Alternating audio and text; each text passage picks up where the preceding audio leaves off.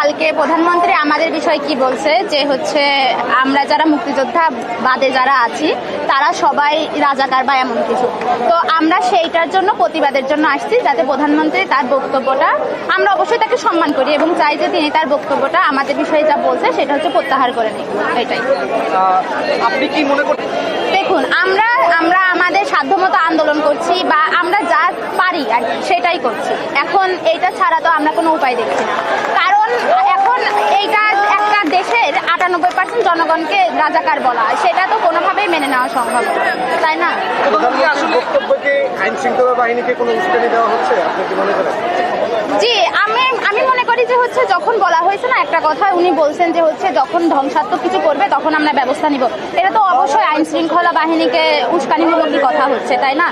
যে আমরা তো ধ্বংসাত্মক, আপনারা তো দেখতে পাচ্ছেন যে আমরা এখানে ধ্বংসাত্মক কিছুই করছি না বা করতে চাচ্ছিও না, কিন্তু যখন আমাদের সাধ্যের বাইরে চলে যায় বা আমাদের বিষয় হচ্ছে মামলা দেওয়া হচ্ছে বা অন্য কিছু করা হচ্ছে কোনো কারণ ছাড়া, তখন তো এটা হচ্ছে আমাদেরকে উস্কানিমূলকই একটা বিষয় হয়ে যাচ্ছে।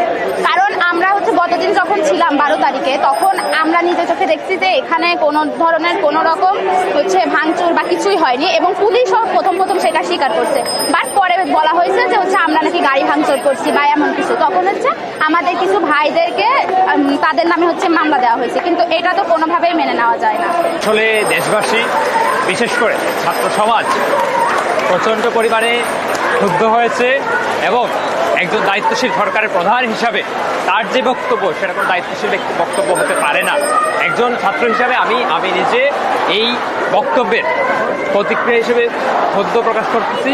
একই সাথে গতকালকে যে সারা বিশ্ববিদ্যালয়ে দেশের বিভিন্ন বিশ্ববিদ্যালয়ে ছাত্ররা যে প্রতিবাদে বিক্ষোভ করে এবং বিশেষ করে ঢাকা বিশ্ববিদ্যালয়ের মেয়েদের হলগুলোতে এই তালা ভেঙে একের পর এক এই দল ভেদে মেয়েরা রাস্তায় নেমে আসছে, এটা আমরা বিগত সময়ে আমরা দেখছি। যখন দেখা যাচ্ছে এই ধরনের ঘটনা ঘটে, এই ধরনের দেখার জন্য বক্তব্য দায়িত্বশীল ব্যক্তি প্রদান করে, তখন মেয়েরাই সবসময় সোচ্চার ভূমিকা পালন করে। কিন্তু গতকালকের ক্ষেত্রে দেখলাম আমরা রোকেয়া হল দেখলাম, সুপ্রিয়া কামাল হল দেখলাম, শামসুন্নাহার হল দেখলাম, সেই সব হলে মেয়েরা তালা ভেঙে মূলত রাজপথে নেমে আসে।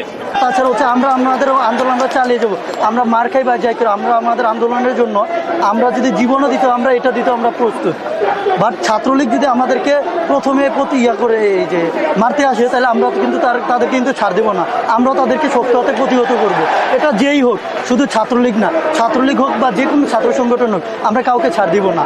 আসলে কালকে দলীয়ভাবে প্রাইম মিনিস্টার আমাদেরকে তিনি অনাকাঙ্ক্ষিতভাবে কিছু আমাদেরকে উদ্দেশ্য প্রণোদিতভাবে তিনি আমাদেরকে সরাসরি ইনডিরেক্টলি রাজাকার উপাধি দিয়েছে। আসলে দেখেন, মুক্তিযুদ্ধের সময় মানুষ ছিল কয় কোটি, 2 কোটি মানুষ ছিল, ওখান থেকে 7 কোটি মানুষ ছিল মুক্তিযুদ্ধের সময়। 7 কোটির মধ্যে তো সবাই মুক্তিযোদ্ধা না, সরকারিভাবে তখন মুক্তিযুদ্ধ হয়েছিল প্রায় 2 লাখের মতো মুক্তিযোদ্ধা ছিল, 2 লাখ বা 1 লাখের মতো মুক্তিযোদ্ধা ছিলেন। বাট এখন আমাদের জনসংখ্যা হয়েছে 16 কোটি। 16 কোটির মধ্যে সবাই 1 ভাগ মুক্তিযোদ্ধা, আরেক ভাগ রাজাকার, মাঝখানে কি সাধারণ মানুষ থাকতে পারে না? উনি মাঝখানে সাধারণ মানুষের কথা বিবেচনা না করে একবারে মুক্তিযোদ্ধা এবং যারা মুক্তিযুদ্ধের কোটা বিরোধিতা করছে তাদেরকে তিনি একবারে সরাসরি রাজাকারের তালিকা অন্তর্ভুক্ত করেছেন। তা আদতে আমাদের ঠিক করেনি জিনিসটা।